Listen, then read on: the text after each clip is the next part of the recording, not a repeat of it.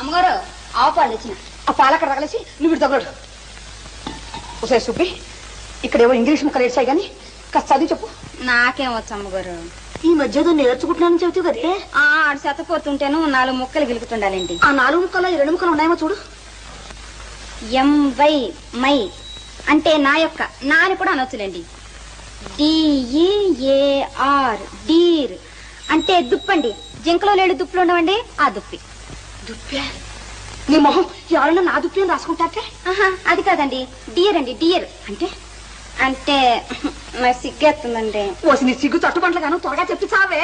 అంటే ప్రేమించుకునేటప్పుడు ఇంగ్లీష్ లో అనుకునే మాటలండి. అంటే నాథానా? అదే కాదండి, ప్రాణేశానా? అవన్నీ పాతకాలపు మాటలండి. ఇప్పుడు వాటిని ఎవ్వరూ ఆడటం లేదు. మరైతే ఏమిటి చెప్పవే? అంటే నా ప్రియా అని. ప్రియానే?